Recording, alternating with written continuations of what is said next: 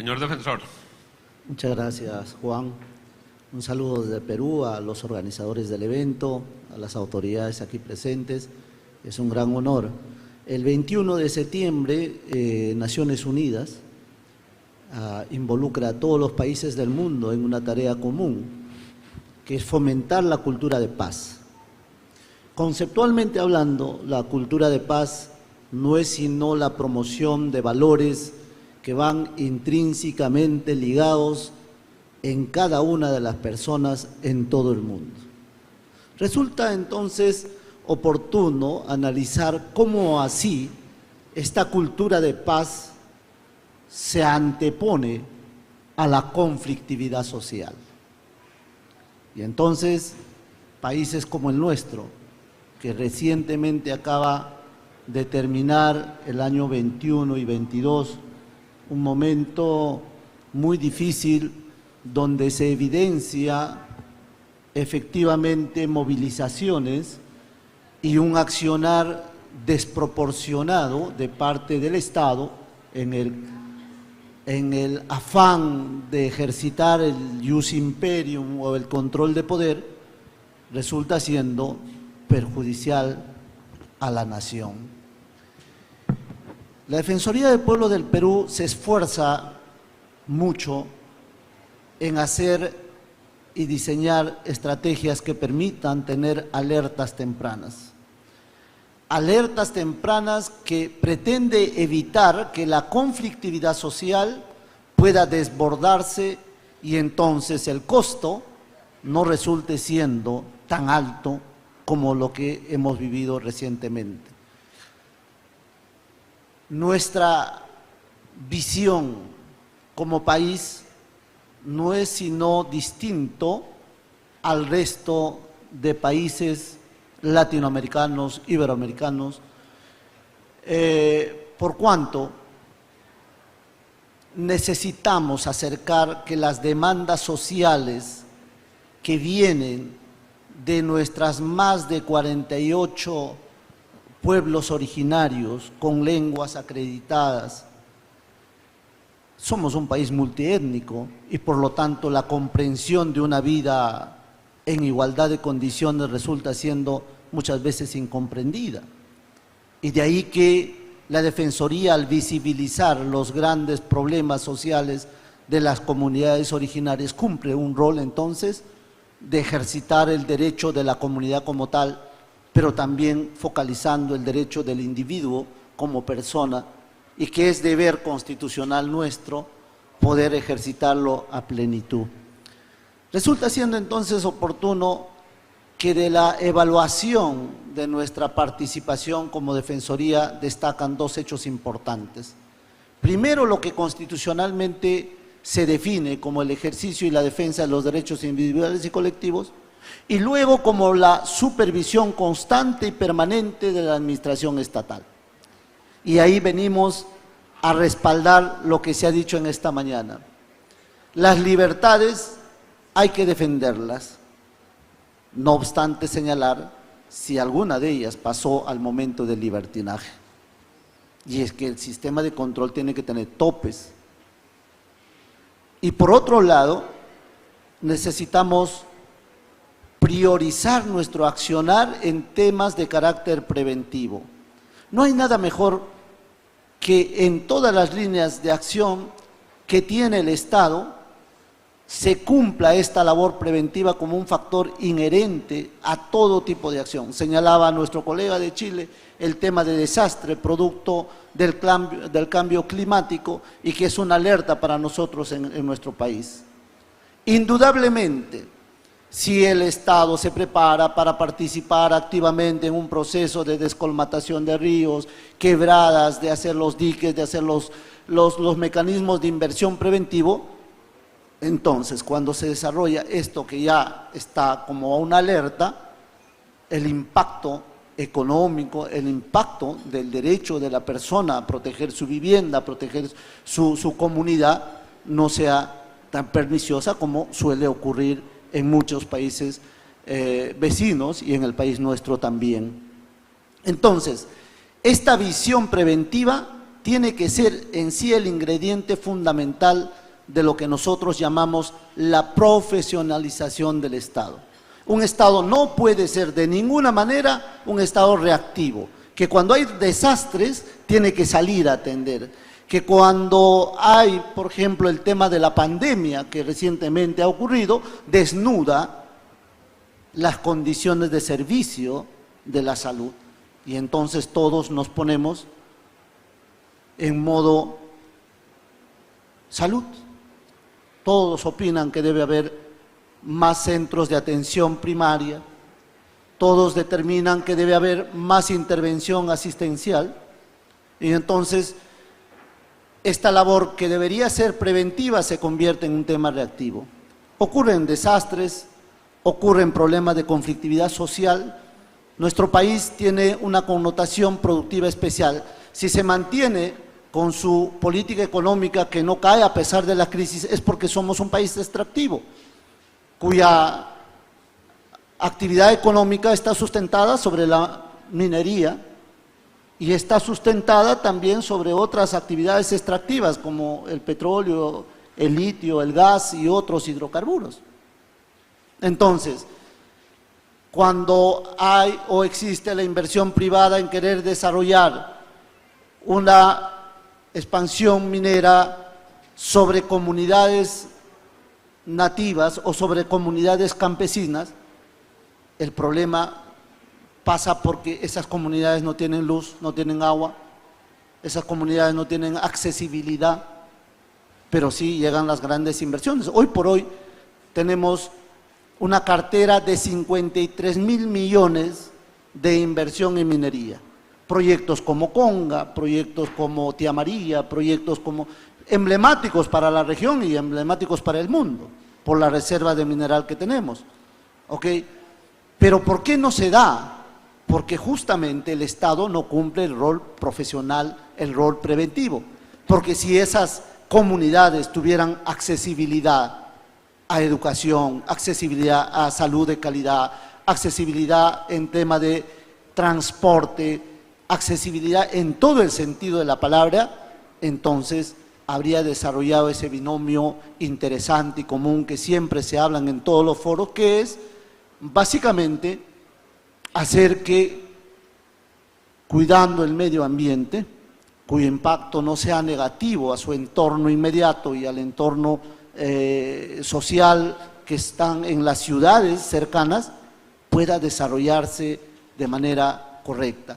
Y cuando eso no es así, la conflictividad social se exacerba y termina siendo un obstáculo para que el país pueda desarrollarse de manera correcta. Lo mismo ocurre en temas medioambientales de nuestra Amazonía, con defensores de derechos, con defensores que son amenazados por el narcotráfico, por la minería ilegal, que contaminan los ríos, contaminan la selva, la Amazonía, y entonces nuestra participación como defensoría siempre es de manera preventiva, exhortando para que la administración estatal pueda adecuar su conducta de manera profesional, con un carácter preventivo que a la postre, en todo el sentido de la palabra, es inversión más que gasto. Por no hablar ya, por el tiempo quizá, de la estructura social, ahora que el crimen campea en nuestro país. Ya no somos ajenos a la realidad de muchos países como Colombia, como Venezuela. Hoy por hoy, el Tren de Aragua está en Perú. Hoy por hoy, el comando de Brasil, hay un comando criminal también acentuado en el Perú.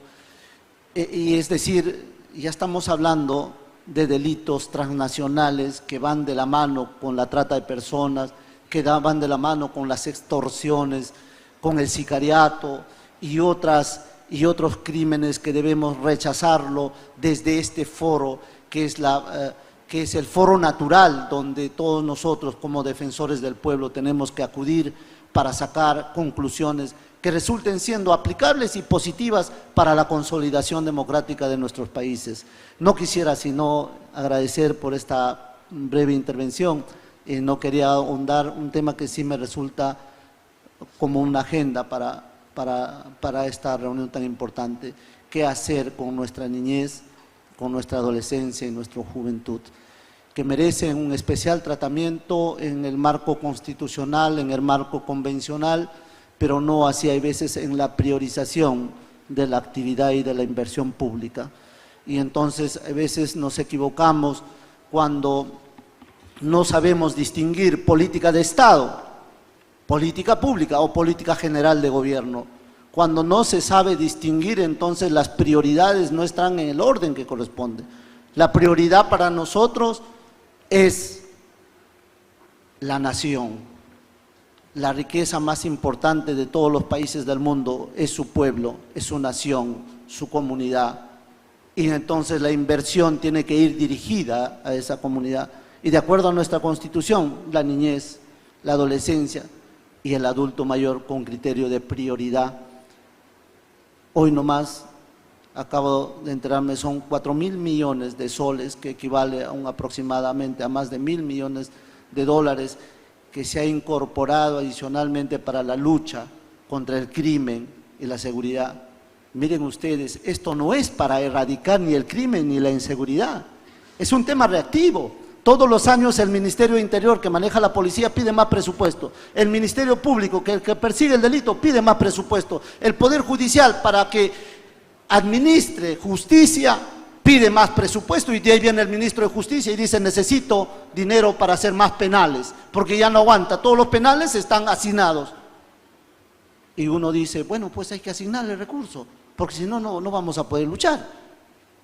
Pero resulta que el siguiente año sigue siendo lo mismo, un crecimiento exponencial en el gasto público, cuando la mirada es al revés. Por eso no sabemos distinguir muchas veces la política de Estado frente a la política pública sectorial. Si miraríamos la política de Estado, miraríamos esa problemática como un bosque y diríamos: señores, corto plazo significa 5 años, mediano plazo 20 años y largo plazo probablemente 50, pero en 5 años habremos cambiado la estructura social, si es que hoy día vamos inmediatamente como Estado a acudir a esos niños vulnerables. ¿Y quiénes son niños vulnerables? ¿Se han puesto a pensar quiénes son esos niños vulnerables? Son los hijos de quienes no tienen papá o mamá, o quienes no tienen padre y madre, porque están expuestos, altamente vulnerables. Y cuando uno dice con rigor profesional, con rigor técnico, ¿cómo identifico a esos niños? Ahí está, pues, los penales. Varones y mujeres internas cuyos hijos están en el completo abandono. ¿Y dónde está el Estado? ¿Dónde está el Estado? Y entonces uno empieza a desarrollar un conjunto de acciones que vayan siendo concurrentes a cambiar la misma estructura del Estado como tal. Perdonen si quizá he avanzado un poco más del tiempo requerido, pero en verdad hay mucho que decir, y estos espacios nos permiten poder socializar conceptos que definitivamente van a cambiar la estructura de nuestros países. Muchas gracias. Muchas gracias, señor defensor. Por cierto, para prevenir la conflictividad social, nuestro país hace muchos años ha ido incorporando en la legislación nacional temas de participación ciudadana y, por ejemplo, la ley de consulta previa, que es una ley que se emitió el año 2012, lo que buscaba era que las poblaciones se involucraran mucho más en los permisos sociales para la inversión privada. Entonces, si querías minería y habían comunidades circundantes, tenías que hacer la consulta previa para que ellos, con la autorización social, puedan concebir el desarrollo armónico de esta inversión. Y eso se ha ido trasladando también en temas de inversión agrícola a lo largo y ancho del país con iniciativa privada. Entonces, por ahí que hay una visión de trabajo que se ha ido ya desde el Estado promoviendo en la legislación nacional. Pero mucho de la gestión y resolución del conflicto pasa por la credibilidad.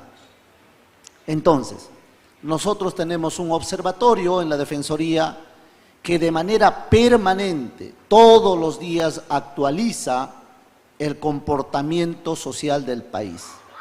Entonces, las alertas no es porque todavía salieron a protestar o hablaron, sino, no necesariamente, sino un monitoreo constante y permanente de cada oficina defensorial y los módulos que tenemos distribuidos en el país para empezar a sacar los reportes de manera inmediata. ¿Y qué permite eso? Que cuando nosotros hacemos alerta y la autoridad, la administración estatal o la administración pública no atiende esas alertas, entonces cuando se desarrolla ya el momento del conflicto, los llamados a sentarse como intermediadores válidos, como interlocutores y muchas veces como el factor indispensable en el mecanismo de la solución, es la Defensoría del Pueblo. Pero, repito, es por su credibilidad, por su acercamiento, y hay que distinguir algo que yo no sé si la academia podría de alguna forma validar una posición ya personalísima. Que por un lado tenemos la estructura del Estado ejerciendo el ius imperium, un marco normativo, la ficción misma del derecho, y por otro lado tienes al país, la población, la comunidad, y entonces nosotros vemos, por ejemplo, que no necesariamente los fallos de la Corte Suprema en última instancia o de la Corte Superior son fallos que están imbuidos del razonamiento natural de justicia, o los mismos fallos del Tribunal Constitucional en nuestro país, que es el supremo intérprete de la Constitución y del bloque constitucional, ¿no? Entonces, ¿dónde se pone la Defensoría? Y yo le voy a comentar un tema que en mi país es de mucha discusión. Encargamos hacer una revisión de una concesión de peajes en nuestro país. Desarrollamos, y claro, está inmunido de legalidad porque se hizo siguiendo un procedimiento de la inversión público-privada que tiene sus propios mecanismos, pero resulta después que a través de los medios de comunicación nos enteramos que estas empresas que se han beneficiado con esos contratos resultarían haber tenido una relación más allá de lo correcto con las autoridades de ese entonces. Y el pueblo sentenciado a pagar de manera exorbitante por un servicio que no se hizo hasta el día de hoy. Entonces uno dice, el Estado, representado por una autoridad, reunido con un privado para perjudicar a la nación, al pueblo. Entonces el Ministerio Público cumple su labor de ser titular de la acción penal y por lo tanto hace la denuncia penal que está en curso ya hace muchos años y probablemente demore muchos años en tener una sentencia condenatoria firme, que tenga el estatus de cosa juzgada, ¿no? Y entre tanto, como del erario nacional, o sea, de la caja del municipio o de la caja del Ministerio de Economía, no sale el pago por esa concesión, sino más bien directamente al usuario, o sea, al señor que pasa con el vehículo todos los días, tienen que aplicarle la tarifa que no corresponde frente al servicio y que además en su concepción originaria este es un contrato que debería ser nulo y que sus efectos deberían retrotraerse, pero nadie apunta al tema civil, sino al tema penal, y entonces el tema penal, hasta que no se tenga la sentencia, que demorará muchos años, entonces el poblador seguirá pagando esos peajes, Entonces, allí viene este planteamiento. Por un lado, el ius imperium, con la actuación del Poder Judicial, del Ministerio Público, de los procuradores, ejercitando, digamos, la defensa del Estado, en fin. Y la pregunta es, ¿y quién defiende ahora a esta población que diariamente está pagando de manera indebida ese tráfico? son miles de millones. Y entonces allí viene la importancia de la Defensoría del Pueblo, que asume la rectoría de la defensa de esa población, y entonces hace un enfoque del marco convencional sobre derechos, del marco constitucional sobre derechos y actuaciones, y naturalmente de la norma infra, que es producto del desarrollo constitucional. Entonces, allí creo radica la importancia de cómo podemos ir resolviendo conflictos o haciendo la gestión para que se resuelvan los conflictos, porque esto ha generado que pueblos enteros se levanten, bloqueen las carreteras, y como decía mi colega de Ecuador, el costo es inmensamente grande en contra de nuestro erario nacional. Muchas gracias. Muchas gracias, señor defensor. El factor del respeto a los derechos humanos implica cultura de paz. Y cultura de paz implica además valores: respeto, tolerancia, diálogo, solidaridad, fraternidad y tantos otros valores que en sí conceptualizan el tema de la cultura de paz.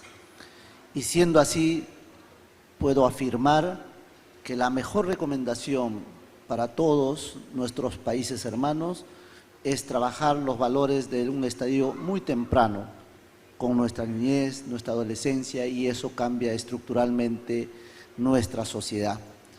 Hoy las distancias no se miden por los kilómetros, las millas o los nudos, las distancias se miden en factor de tiempo. Y quiero comentarles que para mí me resulta más cercano venir hasta Barranquilla que ir a mis pueblos caminando encima de caballos, porque sencillamente no tienen acceso vía terrestre. Entonces, cuando uno habla de derechos fundamentales, habla de eso que engloba reivindicación del ser humano como tal en una vida digna. Las constituciones de nuestros países señalan con rigor categórico que la vida digna del ser humano es lo más importante e indispensable. Y entonces, tener personas que viven en esteras o sobre bolsas, tener personas que prefieren la calle antes que la casa, niños en abandono, absoluto abandono, y entonces eso engloba en sí nuestra mayor recomendación y prioridad como Defensoría del Pueblo en tratar de cambiar. Nosotros cambiamos vidas, esa es nuestra recomendación. Nosotros cambiamos vidas y eso no tiene punto, digamos, de satisfacción personal y humana. Muchas gracias. Muchas gracias, señor defensor. Gracias.